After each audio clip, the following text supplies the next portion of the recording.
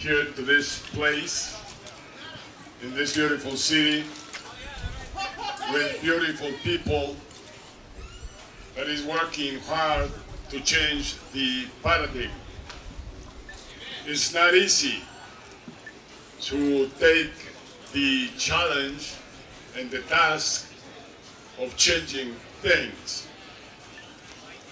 Me, myself, I'm here not only because I was invited, but also because I believe strongly in this process that already started, this process toward legalization on the use of drugs, on the use specifically of cannabis in the case of United States, because this process at the very end means freedom.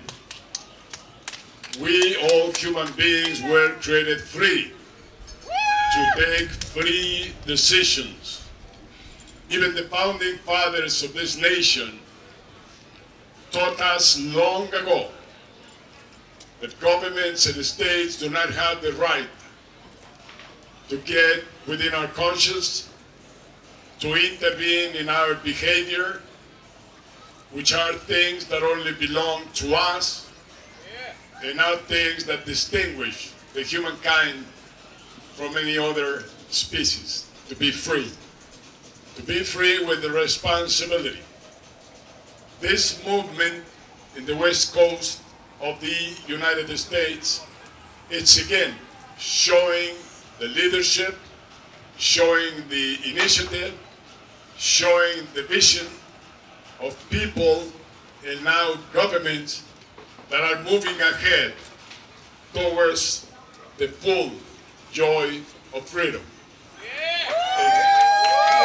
This is one of the reasons that brings me here. I started provoking a debate in Mexico about the legalization of different drugs. And this process that started in Mexico very recently now is moving pretty fast.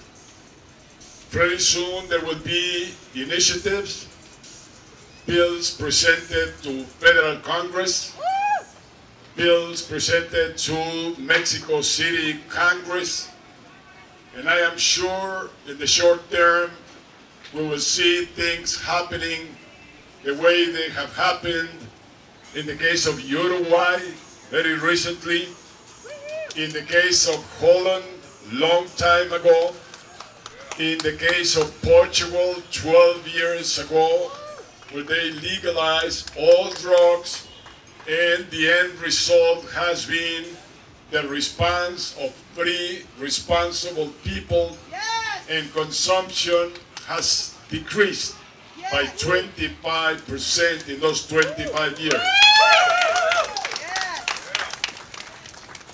We must trust people, we must trust humankind that we will carry this process of change, of paradigm, with a very strong sense of responsibility upon the shoulders of many of the leaders that are here, that are already participating in this industry, that are already defending the case of liberty.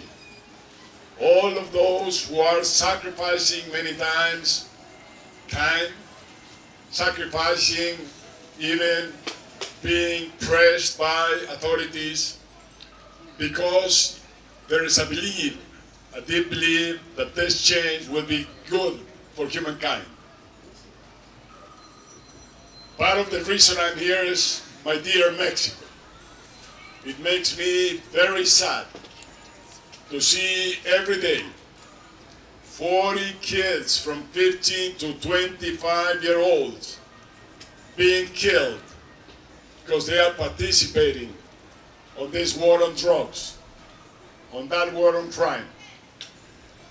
And those kids were not born criminals.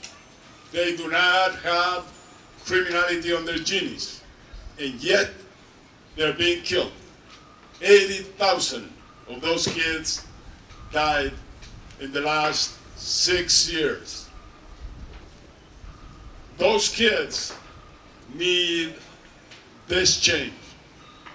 Those kids need to move ahead into a new paradigm, into a new arena. What these kids lacked is the opportunity to have a job, is the opportunity to go to school, is the opportunity to play football or baseball, the opportunity to play the violin or the guitar, the opportunity to be musicians, to be artists, to be painters, to be architects, to be honest politicians.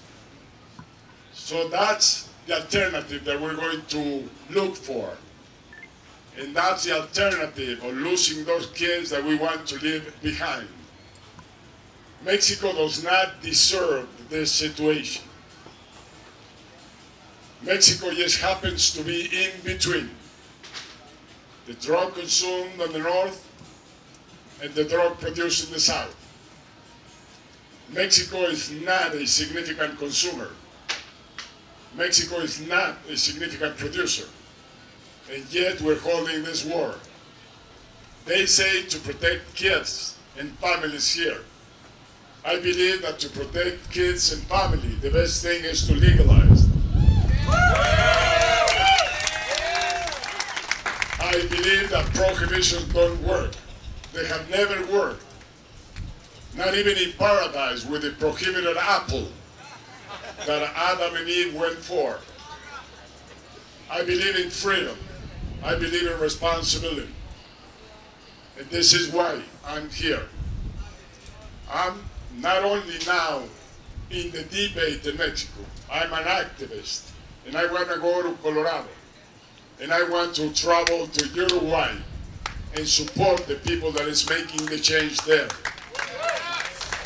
But it's the same crusade that you're doing here. It's a crusade for education. It's a crusade for information. It's a crusade for prevention. It's a crusade for responsibility.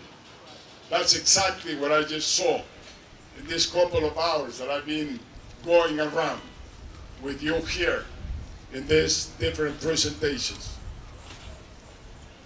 Finally, for me, there's strong ethical and moral reasons to promote and defend legalization.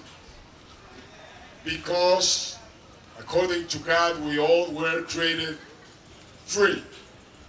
So free that we can even sin against God. We can even go against Him. We can even provoke Him. And He will respect our freedom. So, in each home, within each family, in each school, within all the education system, the challenge and the commitment should be education, information, prevention. And people will respond as we all expect, and as it has happened in other places. I wait for the day when California will have approved totally, for all purposes, the freedom of access to a medicine, to a drug, to a product that is made out of nature, like any other product. Whenever you abuse of a product, you get in trouble, you get in problems. Having Tylenols, having in excess Coca-Colas, having in excess alcohol, having in excess sugar, having in excess everything is harmful to your health. So doing things, consuming with responsibility, all products can be good because all of them are produced by nature and by God. So keep going. I'm going to be around. To those mothers who worry about their kids and say, how come, Vicente, why are you promoting legalization? Don't you know the harm that you're doing to our kids? My answer to them is that they are more harmed and they are in more problems when they consume prohibited products than they would consume a legal product. It would be totally different. And to those mothers, also tell them that the responsibility is in their hands, that governments will never have the capacity to enforce a prohibition upon the freedom of choice, the freedom that we, each human being, enjoy. So to those mothers, invited to the responsibility of educating at home, informating at home, and preventing at home, they will do a much better job than governments can do. So thank you for inviting me. You're invited to come to Mexico anytime you want. You have a home in San Cristobal, small ranch, small community where Centro Fox is located. The first presidential library built outside of the United States. We bring in 75,000 kids that come from low-income families, that come from rural areas, poor areas, that come from indigenous areas in Mexico, 75,000 of them. Just to tell them you were not born poor. That's not your destiny. Your destiny is not to be poor. Your destiny is to do great things in your life. So please, like Deepak Chopra says, go within yourself each day. Gift yourselves with 5 minutes every day to meditate. Who am I? What am I in this life for? What is my purpose?